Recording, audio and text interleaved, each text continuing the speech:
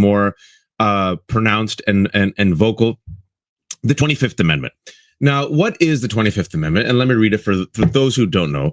The Cliff Notes is the 25th Amendment, in simple terms, clarifies presidential succession by outlining what happens if the president dies, resigns, or is unable to perform their duties, right? Then the vice president becomes president, right? But it pretty much it's the Congress saying we don't have faith in this president to fulfill his duties, and now it is time for him to step down, or if you will, be replaced. Now, obviously, Danielle and I know that JD Vance is terrible. We get it. And we obviously know that you're not going to get 2/3 of Congress to invoke the 25th Amendment because MAGA reeks.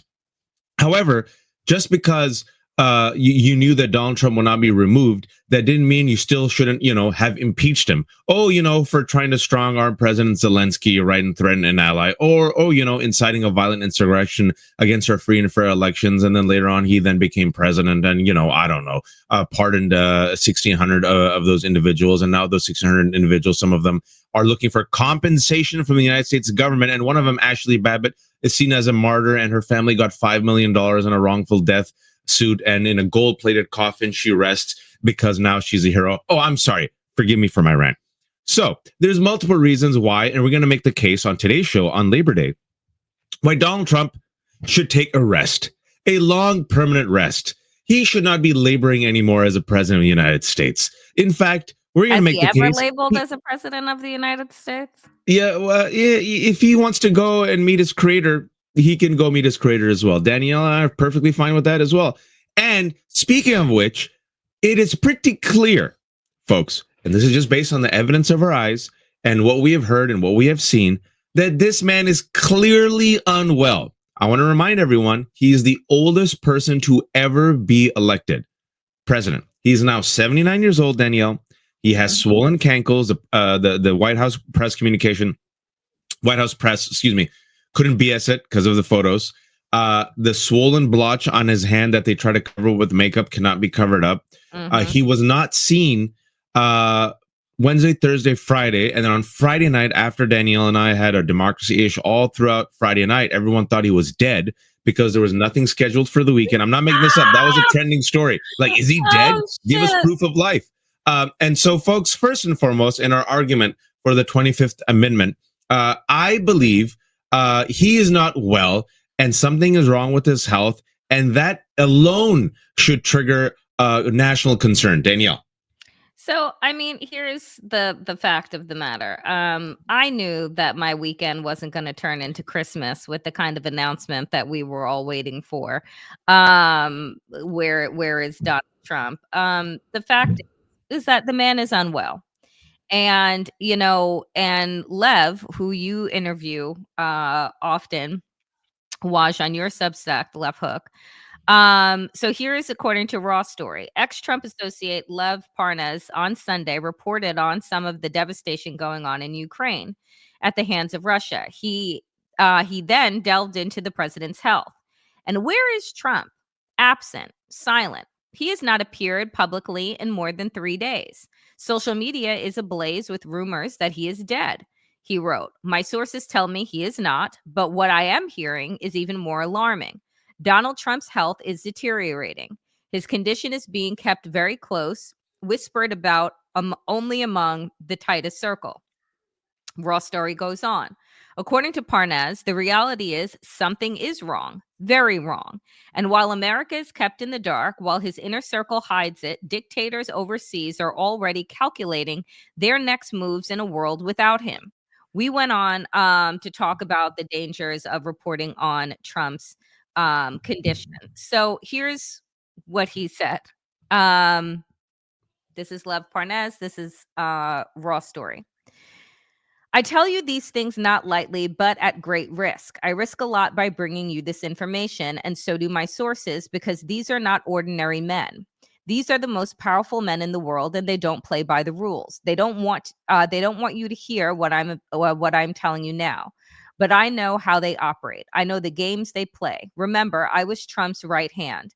the one he sent to carry out his shadow diplomacy in Eastern Europe to put pressure on Zelensky to deliver his threats. I sat in the rooms. I watched their deals unfold in the shadows, and that's why I know exactly what it means when Putin plays Godfather, when Xi nods along, when Modi and Kim break tradition to show up at the same table. And I know better than most what it means when Trump is left behind, Parnes wrote. No matter the risk, I will not stay silent. They will not silence me. Silence is not an option. Not now, not ever. If we don't act now, if we don't speak louder than ever before, there may not be a free world left to fight for. This isn't just about saving American democracy. This is about saving the idea of freedom itself. So that is Lev Parnes, somebody that you talk to often, Waj, who is very clearly saying that there is something wrong with Donald Trump, something very wrong with Donald Trump, that the powerful men in the world that he listed out are making moves about what they will do next if, in fact, Donald Trump is no longer, their puppet is no longer present and president. What do you make of the comments that Lev has said here? And the murmurings that were happening all weekend long. And then I'll play for you all Maxine Waters. So, I've had Lev on several times, and Lev does have his sources. And then sometimes you might sit there and think, maybe he's just BSing. But about 3 or 4 times when I've had Lev on and he says, watch this space. Look, this is the plan that they're, going to implement. He's been, at least on my show, like 3 out of 3. Is exactly what happens, right? And so when he speculates, but when he says, I have a source saying this, after talking to him for the past couple of months, Danielle, his sources are very good. When he says it's my source, it's someone inside MAGA, because Lev went to jail. Lev was Donald Trump's right-hand man. Lev was a true believer. I asked Lev, did you really believe this shit? He goes, man, I was in it. I thought this guy would be the savior. I did everything I could. I was a loyal soldier. So Lev saying this, and Lev and I have talked about this a little bit, I believe him.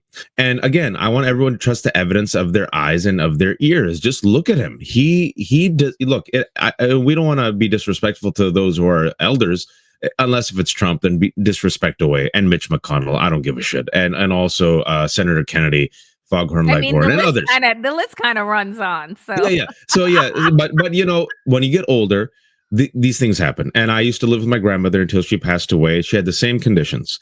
And she was mentally and spiritually healthy. She was a much better person than Donald Trump. But physically, you see the toll. And you also see what happens, especially when you reach that age. Once there's one mishap, Danielle, it escalates very quickly, right? You fall down once in your 70s and 80s, you break your hip, you have less than 5 years to live. All right. So we saw with Joe Biden, and the irony of Joe Biden. We saw with Joe Biden last March to last October. You saw him deteriorate physically, right? He's still much healthier than Donald Trump, but you saw it. And the irony would be, what are this? I did this tweet yesterday. I just looked at it, went viral. Oh, the irony, Danielle. If Joe Biden outlives Donald Trump, and the question I had was, what would corporate media do with itself if Joe Biden lives longer than Donald Trump? If Joe Biden is there eating an ice cream at Donald Trump's funeral, what will Jake Tapper do? Nothing. That's the thing. They have no ability to have self-reflection, right? It's not as if they're looking at the coverage that they've been doing, because again, the way that the media speculated, tore down, investigated every single fucking hair on Joe Biden's face, did UV rays on the fucking cars that he was in to say whether or not he had a new wrinkle, the obsessive nature around Biden's age. And if Biden went missing for 3 and 4 fucking days, do you think that the media would just take old pictures and video that is being put out and said, oh, he's fine, he's golfing today? The fact is whether or not folks are, making jokes about Weekend at Bernie's and this, that, and the other thing, the fact is understanding that the president is well is not just some gossip mill shit. We actually need to know if the leader of the country is functioning mentally and physically. for our national fucking security. So the fact that his team has been playing like games with old videos, like, why would you put those out? Because you're just fueling the speculation that something is wrong. If you're putting out old videos, you might as well just put nothing out and be like, the president is taking the weekend off, even though that would be on some bullshit. But you just say that and let it rock. They don't, because one, they can't stop themselves from the compulsive lies that they tell, but two, because they think that they know best to cover up, but it's just making matters worse. It's the same shit. We got the Epstein files. They're sitting on my desk. I have all of these things. And then all of a sudden people are like, okay, so you have all this information, show us. Donald Trump as well, then I want to see him playing fucking golf on the golf course, not looking like, you know, from a distance that they just basically gave this man some fucking smelling salt and pushed him out of a car, because that's how he looks. We got like the evidence. We'll show you all. You tell us if he looks healthy, folks, later on, because apparently, as to go off of Danielle, for those who haven't followed the news because you're normal people and you were like resting and enjoying your family, Friday night on social media, as it trended, right, is like, is he dead? Proof of life. And then all of a sudden, very quickly, the White House was like, look, all of a sudden he's going to golf on Saturday. Okay. And then CC, proof of life, proof of golf. And they're like, wait, what are those photos? What? And there's no photos up close. There's no photos of him actually golfing. We're going to show you. There's a photo of him in the motorcade, and that's it. And then some of the photos that were spreading were old photos, clearly old photos of him golfing, you know, like a long time ago with a couple of friends from a couple of weeks ago. He hasn't actually golfed publicly in a couple of weeks. Again, his last appearance was Tuesday. That appearance went really bad. Why? Because he had that huge blotch on his right hand. Then they put garish makeup on it to try to make it look better and conceal it, and made it worse. And as Danielle and I discussed on that Democracy-ish, we showed the video clip, he deliberately covered that right hand for the first time or hid it under the table. Now, speaking about being behind the table, cankles. He's been trying to hide his cankles, right? He hasn't been doing rallies. He loves rallies. Remember, he loved his rallies. Yeah, the rallies were like, do no rallies because he's not doing any more rallies. He loves golfing. Spent about 20% of this presidency golfing. Hasn't golfed. And then just the president of the United States, the most important person on earth, as he is systematically destroying the post-World War II order and our economy, just disappears, folks. Wednesday, Thursday, Friday, had nothing scheduled for the weekend. Bum rushed a type of golf event where we saw him only in the motorcade, and apparently he's perfectly fine. So I'm so happy that on Friday, another person who is older than Donald Trump but much more fit, takes care of herself, is much more mentally sharp, is more woke. Maxine Waters came out and said what we were all thinking. This was a tweet, and then we have the video. Well, go ahead, Daniel. Even though I know it may not happen, the cabinet that he's appointed, a bunch of his sycophants who probably won't do what I would recommend. It is time to call for Article 25 of the Constitution of the United States of America to determine his unfitness. You know, and this is what she's saying. She's saying, you know, there's something wrong with this president. And she's like, and we need to determine whether or not he's actually able to do his job. Now, I don't know what doctor is going to determine that, being as how the doctors that he has, their medical license has expired. And they look at Donald Trump, and they look at, I don't know, fucking Adonis, whatever, Mahones, and they're like, oh, they're the same weight and they're in the same shape. And you're like, I'm sorry, what? Like, Dr. Ronnie Jackson. Oh, you know, I looked after him, and don't worry, you know, after his assassination, folks, can I bring some old receipts? Please. After Donald Trump, an old man, survived an assassination attempt, you would think that the American people would release the hospital records. I don't know, internal damage, stress, trauma, you know, concussion, anything, you know. Guess what? We still don't have those records. But Roddy Jackson says this man is Adonis. This man is Patrick Mahomes with the gut. Don't worry, this man could lead you to the Super Bowl. In fact, this man is more agile and more intelligent on the field than Patrick Mahomes. This man makes Sylvester Stallone from Rocky IV look like, oh, I don't know, a chump. Don't believe the evidence of your eyes and your ears. This is the most powerful, most kind, most great, most muscled man on earth. All is well. Danielle, and that same narrative of BS took place over the weekend. Tell them what we're witnessing right now. So this is the picture, I believe, post smelling salts, where they shook the shit out of Donald Trump and said, "Get up, old man. You gotta get you gotta," and he's like, He's like that kid from Scared Straight. He's sleeping. Like, burger crumbs falling down his face, French fries being shaken out of his shirt. And they say, you gotta stand up. These are the pictures that they posted out. When have you ever seen this administration post pictures this far away of Donald Trump to show proof of fucking life? Like, when have you seen that? This is what they gave the American people. So I'm like, that's because you don't want to see him close up. Because you don't want to see that, like, his eyes, like he looks like he is vacant. Like this. Do you know what I'm saying? Like, hopped up on medication and looking vacant as fuck. So, this didn't do anything to stop the rumors. So then they decided, let's do you one better.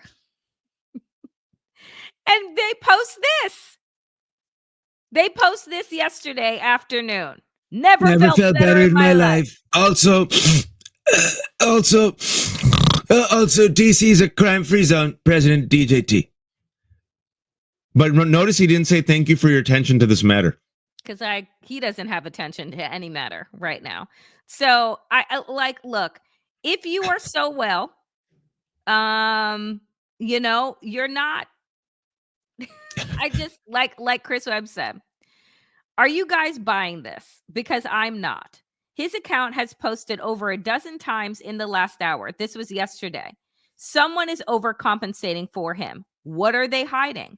I believe he's alive, but we deserve proof of health, not just a grainy photo of a man looking like a stroke victim trying to walk out of the White House. And then just zoom in, folks. Zoom in on these two photos, right?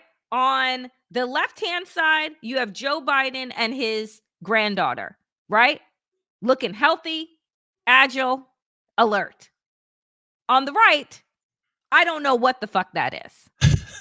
It's like an orange splosh. It's like amoebic skin. It's like Clayface with eyeballs. He just does not look right, folks. And let's just spend a moment on this, Danielle. I think it's important. Please. The utter failure and capitulation of corporate media and the political class. How when Danielle and I make the argument, and some people might think, oh, we're bitter, we're angry. We keep hearing this. Oh, you black and brown people, stop whining, stop complaining. Oh, it's all hyperbole. We keep saying this country has affirmative action for white conservative men, affirmative action for white rage, right? You always have to whitewash it. You always have to make the playing field unequal to give them a leg up, right? We always have to sit there and be like, oh yes, Jefferson Davis and Robert E. Lee were great heroes, even though they were racist traitors and slavers. Let's make them statues and Confederates. We refuse to say the R word because that hurts their feelings, right? Everything is tilted in order to placate the endless grievance of white conservative men. So much so that even in mainstream media, I'll give you one glaring example right in front of you. Abby Phillips's disastrous CNN show. Why does Abby Phillips do it? I don't know. She's far too smart for this. But Scott Jennings dominates that show. There are like four other panelists, Danielle. Mm-hmm. Scott Jennings sits there smug, smiling, realizes he can say and do anything he wants and nothing will happen. He can call Rashida Tlaib, he could call Ilhan Omar Hamas's, what do you call her? Remember that? Hamas's press agent? No one corrected him. And then you know what happened? He got a raise. He talks more than anyone. I'd sit there smug too if I was making as much money as because he knows nothing will happen. To be that fucking dumb. I would be sitting there smug too. Because he knows nobody could touch him, right? I'll give you another example. And this goes to this photo right here. How many times, folks, you can't gaslight yourself. I want you really to sit with this. How many times did corporate media, How many times did the establishment talk about Joe Biden's health? As Danielle was saying, oh, he stuttered. He tripped. Oh my God! Look, he fell from his on his bike. How many times have you seen Donald Trump bike? We called it out. He's an old man. I said it. I said clearly he is in decline compared to his time with Joe Biden. Obama. Clearly, but then Joe Biden had to prove on a daily basis for the final year of his presidency that he didn't have Alzheimer's, that he didn't have Parkinson's, that he didn't have dementia. They used to casually say this, just openly, without any proof, right? He did a 1 hour off the cuff, no notes, meet the press, Q&A conversation on NATO. Remember that, folks? And he did a good job. Has Donald Trump gone 15 minutes? Ask Donald Trump to do 10 minutes on NATO, right? 15 minutes? 5. I'll give you another example. At Pope Francis's funeral, Joe Biden was there. Donald Trump was there. Every world leader was there. There was only one person who fell asleep at Pope Francis's funeral. Can you tell him who it was, Danielle? Oh, it was Donald Trump. Couldn't keep his eyes open. Also, he was wearing a blue suit because he's a fucking disrespectful fool. I mean, where's Jake Tapper's book? Where's Jake Tapper's Twitter? Jake Tapper still has a show on CNN. You would think he would devote every single day to asking about Donald Trump's health. I haven't. Has anyone seen it in the comment section, folks? No.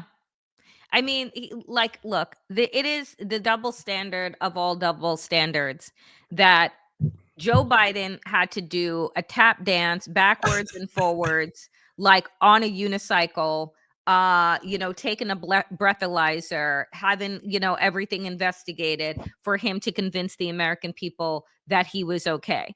Donald Trump goes missing for days. They circulate old photos. He is clearly not in his right mind. He's on a roof one day holding a presser. He's fallen asleep in his cabinet meeting. He's a mess. And his hand is looks worse by the day, and the cankles and all of these things.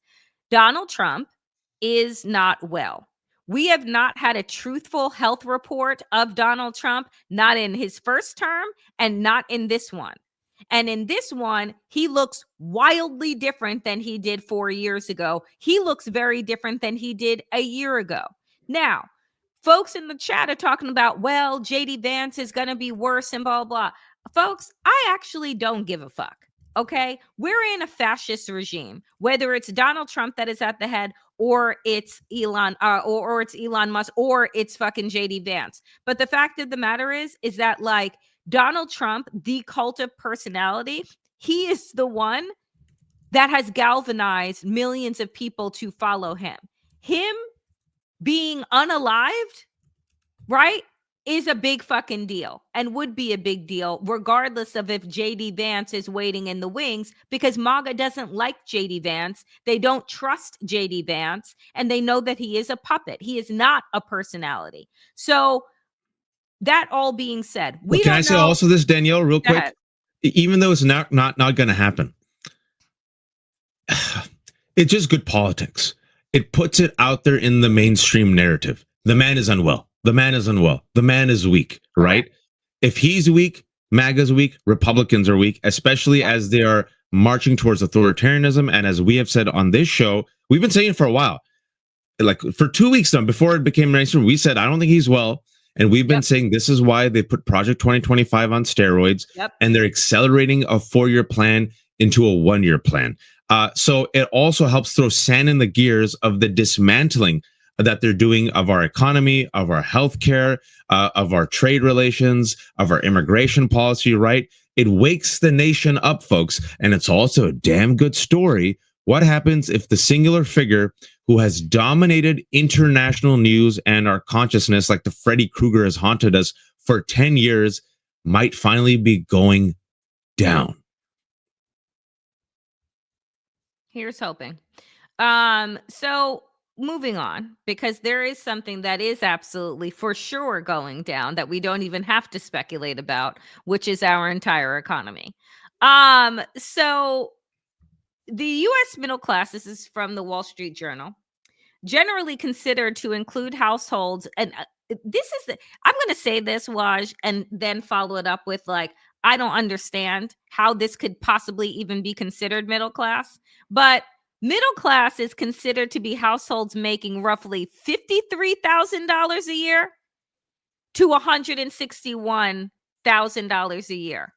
How? In what part of America does that actually work? $53,000 a year for a household, folks. We're not talking about an individual. What are you talking about? How is that middle class?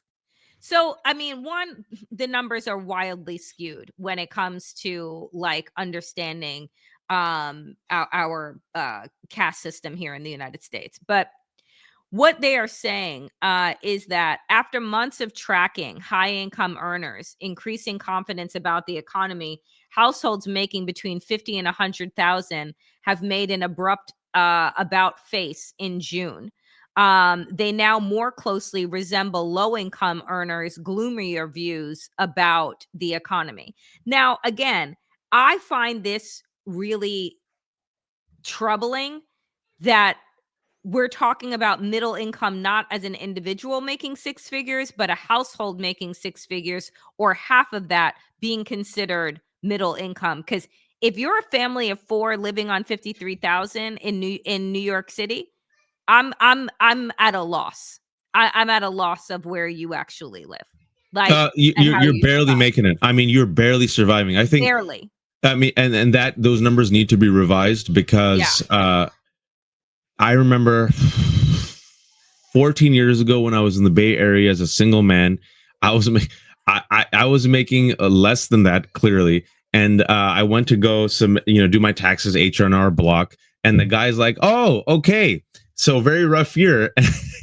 He showed me the bracket and I was in poverty. I was in the poverty bracket. And I was like, wow, look at that. Read about it in my book. You'll understand why. But that was me. I think I was making it. That year was just a really tough year. A lot of things was happening. I think I was at $30,000, Danielle, or $28,000 a year. And that was me as a single person in the Bay Area 13 years ago. So if you're a family of four in this economy, fast forward nearly 15 years later, and what's going to happen, Danielle? You're barely surviving. You are surviving. You're not thriving. You're not living. There's nothing middle about it. There's nothing. So I'm like, so the audacity to call that middle class like makes absolutely no sense to me. On top of which, so Walmart, right, the largest employer, biggest box store, now is signaling where our economy is heading. Walmart is raising prices, right? They historically keep their prices incredibly low because of the areas that they are in. And they have said that they are raising prices because of tariffs. America's largest retailer, largest employer and bellwether of the U.S. economy, definitely face some headwinds from tariffs. They're now putting out post-tariff inventory, and they're going to see price increases on a week, 2 week basis. So you could go in today to Walmart and then go with the same shopping list the following week, and your prices are going to be wildly different. Does that sound like a stable country to you? And Danielle, this is listen, folks, we talked about it on this show. Walmart and these other corporations, in order to help Trump, in order to help their bottom line, were eating the costs for the past couple of months. They were eating it. Mm-hmm. But it came to a point, folks, and at the end of the day, they cannot eat the costs any longer. They will have to pass on the costs to the consumers. Because tariffs, Danielle, let's tell all the kids, even though you and me are not econ majors, I'm an English major, you were a teacher, tariffs are taxes that are passed on to the consumer. So if you're Walmart or, I don't know, a small business or, I don't know, a butcher, after a while, you're like, I need to be middle class in this country and make $53,000 a year for my family of four. I cannot eat these higher costs. I have to translate it into higher prices. So even Walmart now has tried his best. But the fact that look, it's bellwether, folks. You see certain things and you go, oh, that's not good.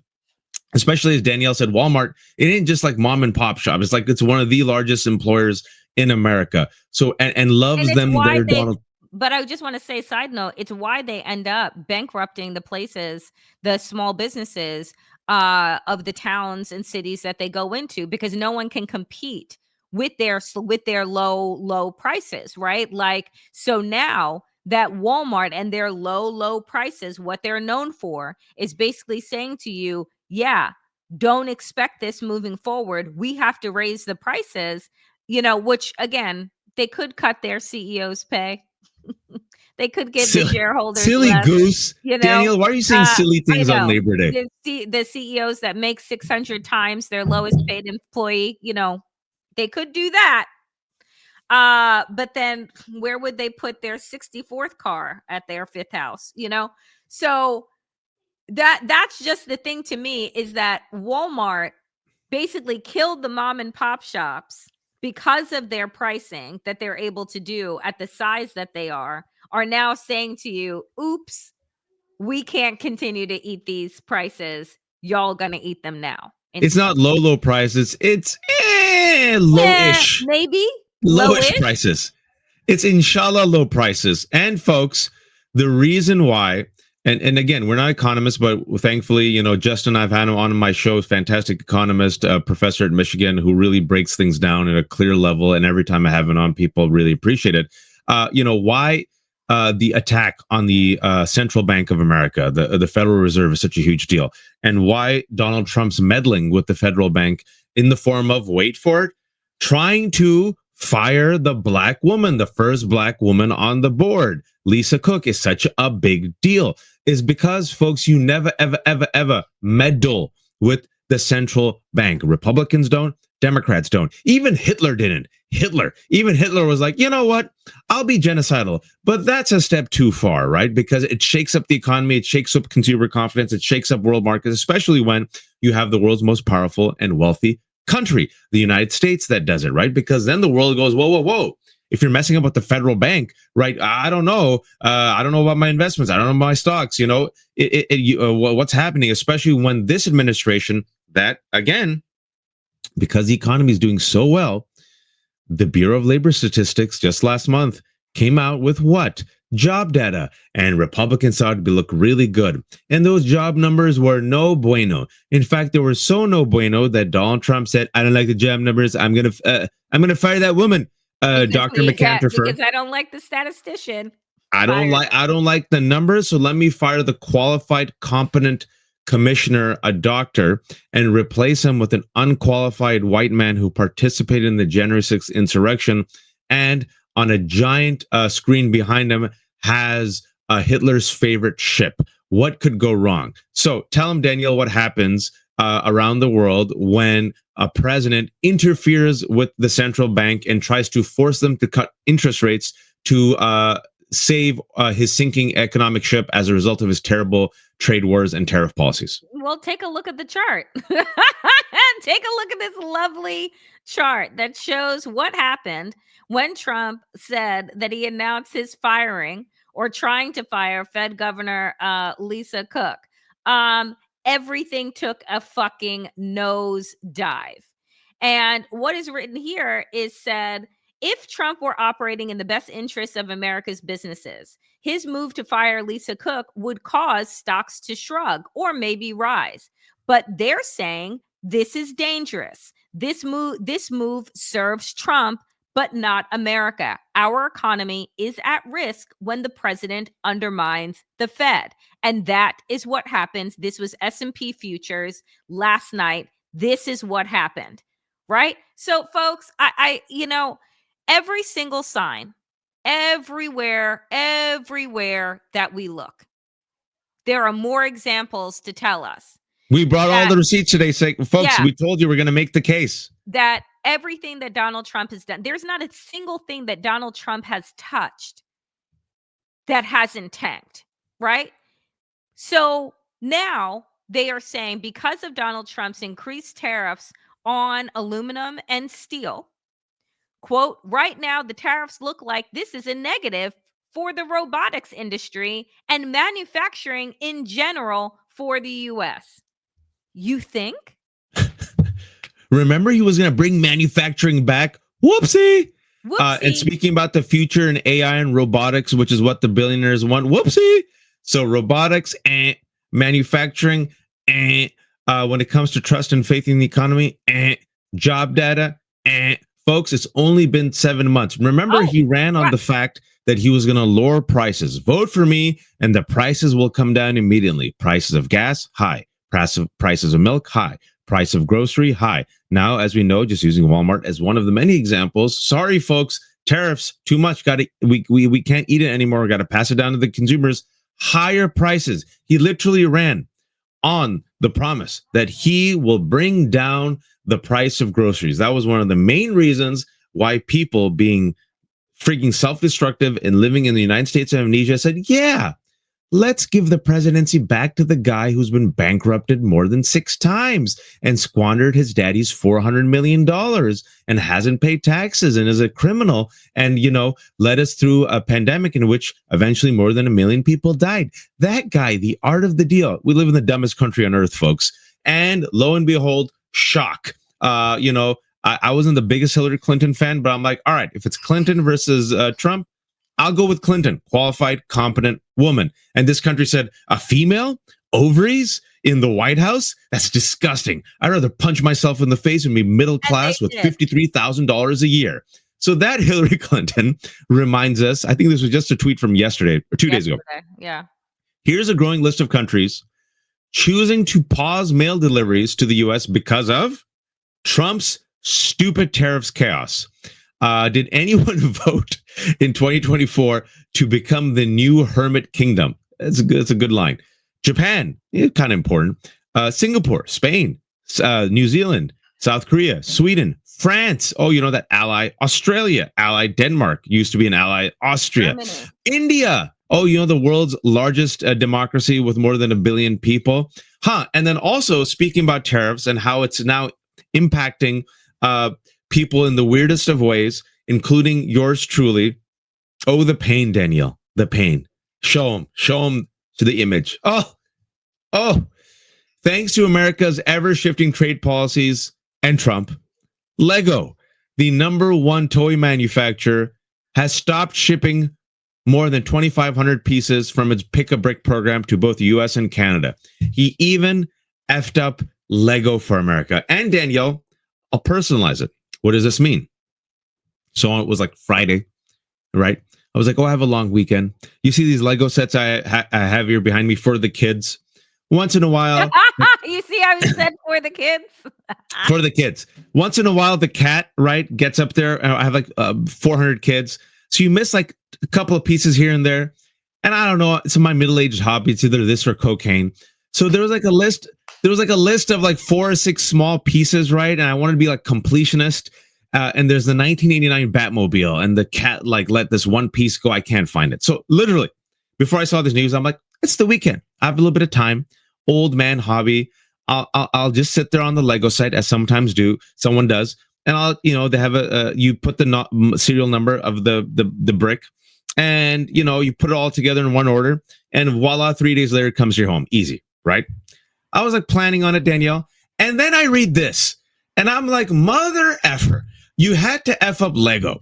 And not just Lego, folks. Not just Lego.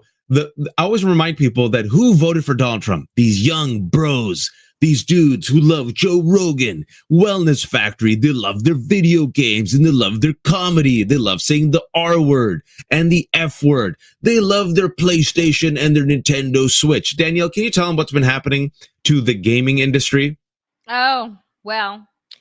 The average effective U.S. tariff rate on video game consoles went from literally 0 before 2025 to 10.6% in June of 2025.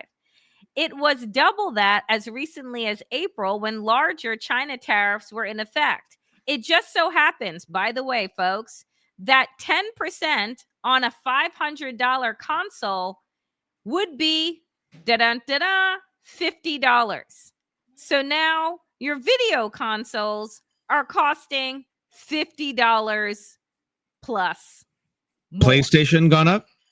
Nintendo Switch gone up, and Danielle, I went and bought a game for my son, a Super Mario Jamboree for my kids. All the games themselves have gone up. So now to buy a game, I was like, holy crap, it's $70. It used to be like $50, $60. Now it's $70. All of that adds up, Danielle. When you're middle class at 53,000 for a family of 4. And now you got to pay $60 more for a console and $20 more for a game. And you have to pay more for milk, and you have to pay more for groceries, and you have to pay more for gas. Daniel, what happens? What happens to the average Jose and Jane? I mean, they're getting fucking, rammed is what I mean. It's what is happening. Like the dollar, like, let's just understand. We talked about this like 2 weeks ago when I was in Europe. The dollar not going as far as it used to. The dollar has been weakened over the last 8 months of this administration. Its comparables to the euro, right, and to the pound and to the is quite shit. Right? It's gone down 11%, folks. Our currency has gone down. The worth has gone down 11%. Of the dollar has gone down 11%, and the prices of everything are going up. So what does that signal to you? Right? The world's greatest economy. You're welcome, Danielle. You're welcome. I didn't hear you. Thank you. I didn't hear a thank you. I don't know it because my thank you is going to sound like fuck you. You know what I'm saying? Because the dollar, like we are all chitty bang bang right now trying to make $1 out of 15 cents. And the fact of the matter is that the price of everything is going up. The reach of your dollar is going all the way down. Where do you think that the economy is headed, Waj, by the end of this year? How do you think that the year is going to end out? Look at all the graphs. Wait, can we go back real quick? Look at the numbers. So down. Where is that? Down.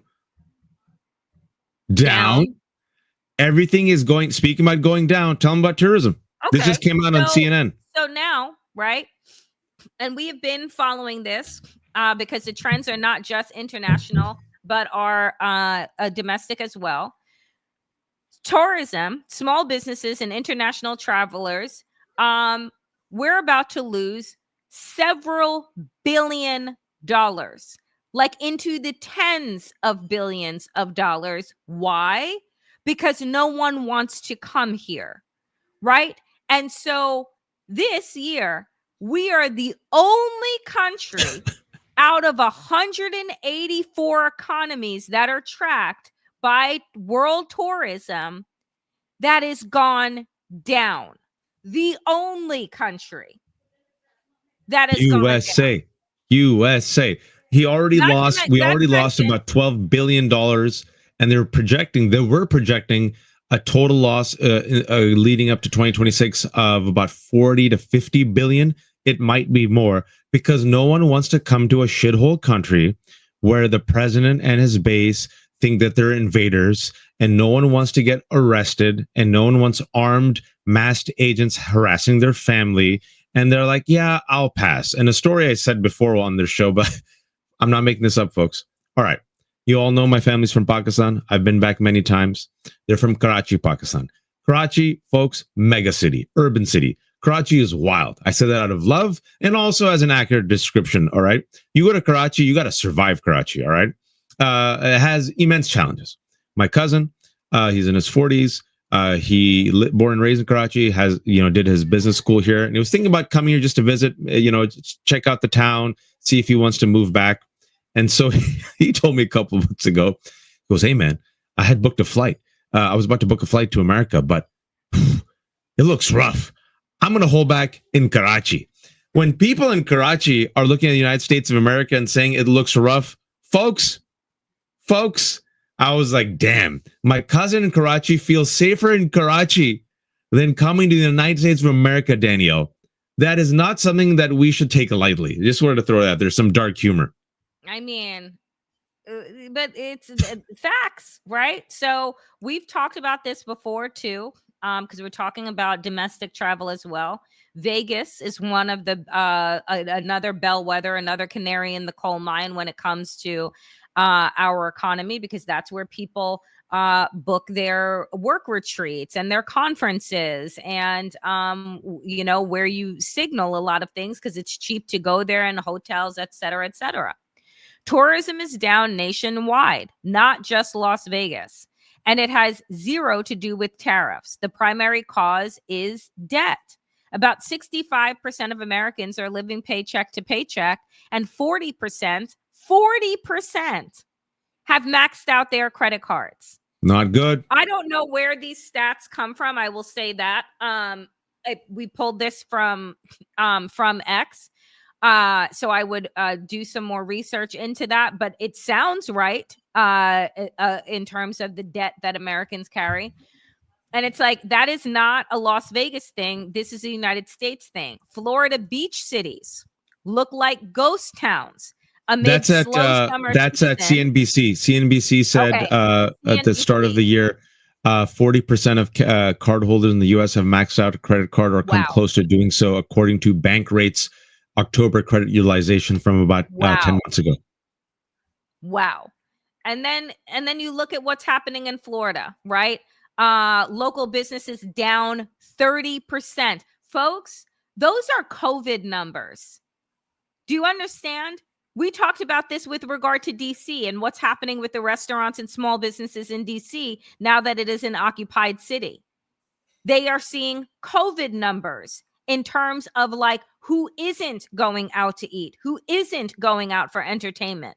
People, why would you be choosing to go to Florida of all states to go on holiday where you are wildly unwelcome if you're queer, if you are Black, if you are a Latino, right? If you have what are you doing in Florida? When we have someone on Substack who said, Sam saying Canadian tourism here to Vermont, where he is down over 20%. So it's the Canadian, the northeastern states have already been complaining about this for the past couple of months, or actually right at the beginning of summer, that the tourism that they usually got from Canada way down. Now you see Florida being affected. You're seeing Texas going to be affected. Folks, everything touches dies, right? And the reason, let's talk about this one, immigration, and let's spend a little bit of time on this. Folks, all of this is because, let's be blunt, Trump and MAGA want America to be white again. Stephen Miller is dyed-in-the-wool white nationalist freak, a soldier for the cause, right? He says that the worst thing that ever happened to America in the 20th century was the Immigration Act of 1965 that allowed people like Daniel's parents and my parents to come to this country, right? The people that came to this country as a result of the INA were mostly Asians and Latinos. Many of them became doctors, became engineers, right? Worked their butt off, became successful, were entrepreneurs. All the data shows that immigrants are a net positive to the economy, commit fewer crimes than native-born Americans, right? Help literally populate all these ghost towns. Elon Musk and MAGA are terrified about the birth rate, right? Guess who is keeping the birth rate slightly up there in the declining birth rate in America and in Europe? Want to take a guess? Immigrants. But they're brown and they're Black. So you got to get rid of them. You have to get rid of all the immigrants and make America white again and bring back manufacturing and destroy global trade. Well, guess what? Message was spread and message was heard. Danielle, tell us what the immigrants are doing. So immigration into the U.S. has collapsed, down more than 90% compared to recent years, equivalent to a slowing in labor force growth of more than 2 million people. So it's funny because, of course, on X, there are maggots that are in the comments section that are cheering this. Yeah, way to go, Trump. You're doing it. Yeah, you said you were going to get rid of immigrants and bring down immigration. And look at us go. Okay, dum-dums. Because what happens on top of that is that you lose an entire workforce. So remember, when we were talking about Springfield, Ohio, several months ago, actually a year ago, this time, when Springfield, Ohio gets into the news because JD Vance and Donald Trump are lying about the fact that the influx of Haitian immigrants, which transformed Ohio's economy that Yep. was rusting out from the inside out because they had jobs that nobody wanted to do. That when Biden passed his temporary protection visas for the Haitian population, folks packed up and they went to Ohio where there was work and turned around. It was actually Bush. It was actually the Bush. Okay, sorry. George W. It was the Bush administration. Yeah, George W. Bush administration that gave him the TP, and then these Haitians, as Danielle said, went there and literally, integrated. Were a boon to the economy, and we're happy. Extended their TPS and added in more countries. So now you have this. Remember how Trump and J.D. Vance accused Haitians in Ohio of eating dogs and cats? Well, they are leaving Ohio. And now the Republican governor warns that suddenly losing a large number of workers could create a significant impact on Springfield's economy. You mean tank it. Whoopsie. So Governor Mike DeWine, a Republican, offered his own sobering assessment last month. The one word I use to describe Springfield today is stable, he said, after meeting representatives from local businesses, medical centers, and religious organizations. But suddenly losing a large number of workers, he noted, would have a significant impact on Springfield and the region as businesses struggle to keep operating, and immigrant families who were once self-sufficient would require support. His conclusion was blunt. It's not going to be good. I don't want to listen. Speaking about immigrants, speaking about Ohio, we were on that story, and I don't want to sugarcoat it. Donald Trump and J.D. Vance deliberately and intentionally promoted a debunked Nazi white supremacist conspiracy that they knew to be false. Who reported that they knew this was false, how they were informed that this was false, and yet they still persisted on promoting it because they realized their base thrives off of the racism. The Wall Street Journal. The Wall Street Journal reported that Trump and Vance knowingly promoted this white supremacist conspiracy about Haitians, which then led Nazis to march in Springfield, Ohio. And then black folks were like, F that. Then black folks started patrolling like old school Black Panthers folks. Go check out what was happening in Ohio. They're like, okay, we're going to stand out with guns and we're going to make sure our community is safe. And then the Nazis fled, right?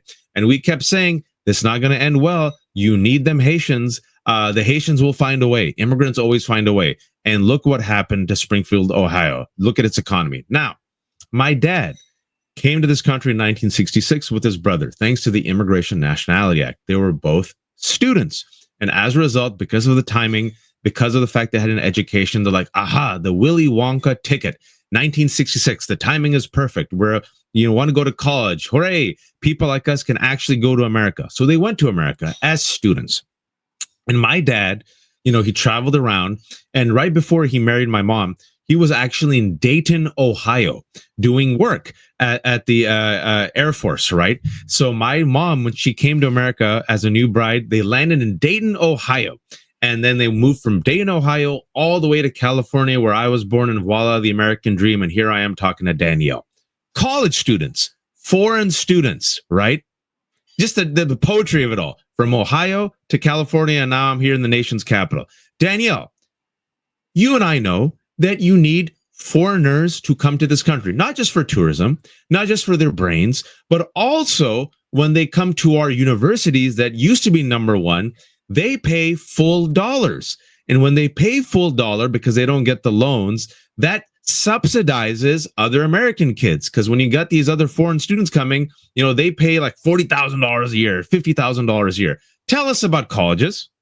Yeah, so they're fucked.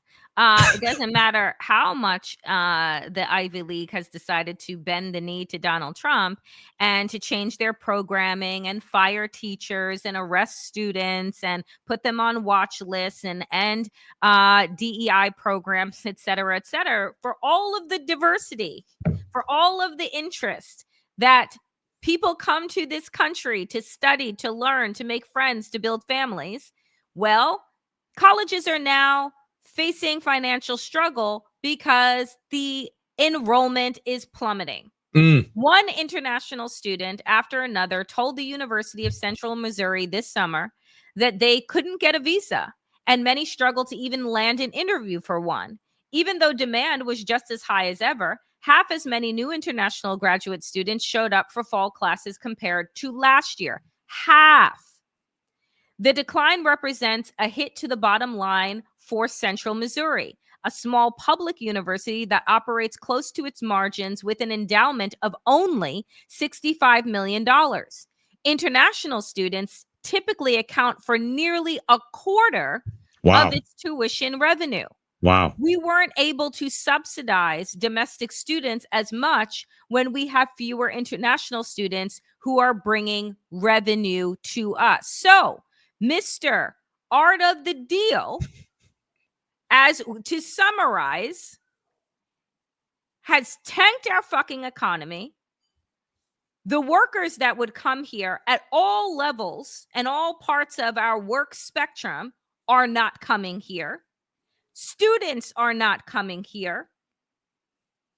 Americans are in debt up to their eyeballs and can't afford to fill in the gap of those tourists and whomever that would come here to bolster business. So what does that spell?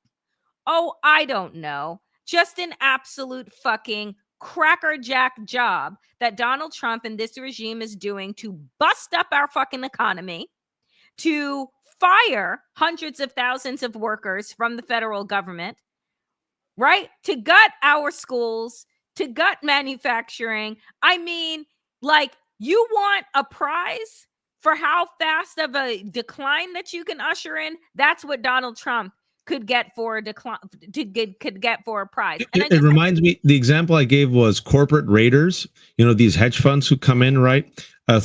Toys R Us, for example. Oh, we'll come around and we'll save you. And what they do is they don't save anything, right? Toys R Us is hollowed out from the inside. And these hedge fund and these millionaires, the shareholders, get all the money, just hollowing it out.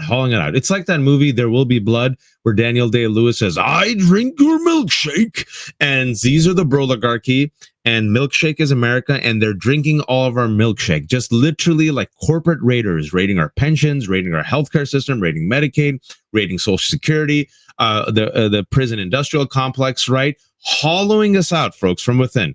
Making us poor, making us sick, making us confused, making us literally die younger. Life expectancy in America, has it gone up? Gone down, folks. Check it out. We've lost 3 years. All of this is happening because of greed and white supremacy. And we've always said this on the show, and people think we're a little bit nutty. I want to give you an example. We can't find money, folks, for Medicaid. We can't find money for hospitals. We can't find money to help kids eat lunch. You know what this stupid ass administration found $250 million for? Alligator Alcatraz, a friggin' concentration camp that is now going to be vacant. Closed. They literally burned nearly $250 million. They burned it. That money could have been... Danielle, you have $250 million. Where do you want to give that money to? Where do you want to give that money to? I guess, if I'm the Trump regime, the sewer. Right? Yeah, well, that's exactly where they put it. $250 million. Maybe this. Look, since I'm not a psychopath, give it to rural communities. Invest $250 million in rural education. There you go. $200 million he wants to spend on ballroom renovation. At 250 to 200, you nearly have $500 million. $500 million to your base. Give them, I don't know, infrastructure. Can't do it, folks. The self-destructive aspect of white supremacy. But we want to end on some good news. Mm-hmm. Some good news. Danielle, there is a pushback. What happened yesterday? So, federal judge, with what a name, Sparkle Suknanen, temporarily blocks the Trump administration from repatriating any unaccompanied migrant child to Guatemala if they don't have a deportation order, just hours after lawyers said hundreds of kids were slated to be sent there starting Tuesday. Kids with no relatives in the area, no adult supervision, just loading up hundreds of brown children and shipping them to Guatemala. Does anyone think that that is batshit nuts and It's should be cruel. considered kidnapping, trafficking, etc.? So that is being halted, but will it be halted? Because, I'm not too old to remember when the judge said that you had to turn around the plane that took off for CCOT and, and that plane didn't turn around. So is this good news? Does it actually happen? I guess we will see. We will see. We will see, folks. But, well, there are some good news. But speaking about the kids, it's probably better for them to leave America because measles has skyrocketed. And I thought we were ending on good news. Yeah, but I felt it was too poetic. I felt it was too poetic. Measles has skyrocketed, and not just measles. They're not just going after the COVID vaccine. They're going after the MMR vaccine. So measles, rubella, Gardasil, which literally like saves women from cancer. They're going after all of that this week. Their weird eugenics fantasy about autistic people. They're all in on that. Gutting the CDC, the National Institute of Health. We talked about it in an earlier show. So I hope we've made the case that we have to invoke the 25th Amendment, that Donald Trump is not fit to serve this country. Physically, he's not there. Mentally, he's not there. And the major reason why Maxine Waters said that is because he's destructive to the economy. As we've said on this show many times, this is the world's worst, I told you so, that this country will tolerate an insurrection. This country will tolerate kidnapping children and sending them to another country. This country will tolerate armed masked agents arresting pro-Palestinian students without due process. This country will tolerate, tax cuts to the rich. But at the end of the day, what this country won't tolerate is somebody harming their dollar. This country worships money. We worship money. The color green is the only color that trumps white in this country. And now that he's doing this to the economy, that's what Maxine Waters is saying. She goes, this man is making us economically unstable. So it's time for the 25th Amendment. I don't know. I thought it would be time for the 25th Amendment when he pardoned 1,600 insurrections, but I digress. Now it's time, folks. So we know it's not going to happen. You need 2/3 of both chambers. It doesn't matter. It's the right thing to say. And you should just put it out there. And just some chef's kiss that as Biden is still alive, maybe just say that. What about do the double standards, folks? It triggers. I'm telling you, I did a tweet. It went viral. People remember that. Like, what about Donald Trump's health? Hey, Jake Tapper, anything and everything to weaken this man and weaken this regime. And yes, J.D. Vance will be terrible, but J.D. Vance doesn't have the chutzpah and the narrative and the hold on the cult that Donald Trump does. And if I make a small plug, we're running a bit late, but literally right now, after we get off, I have Gil Duran, the investigative journalist who runs Nerdreich, who's been covering the Broligarchy. And Danielle, the timing is great. I'm going to ask him how Silicon Valley has groomed J.D. Vance to replace Donald Trump and what's next. Love it. All right, folks. That is it for us here at Democracy-ish. We want to thank each and everybody that showed up for us today. I think that we are at 2,000 here on YouTube. And about 1,200 on Substack. 1,200 on Substack. I want to thank Susan for her donation as always. Yay. Barb as always. Blue Lady. Susan again. Jimmy. PJ coming in with $100 for us today. Every dollar goes so far. Ernst as always. And Susan again. We could not thank you all enough. This is independent media.